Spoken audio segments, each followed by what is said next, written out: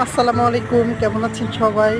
আজকে একটু বিকালে হাঁটতে চলে আসলাম পূর্বাচল 300 ফিট রোডে। আমরা সবাই, ওয়েদারটা এত সুন্দর, ভালো লাগতেছে, নিচে পানিটা কত সুন্দর। দেখুন সবাই, আর এত সুন্দর বাতাস,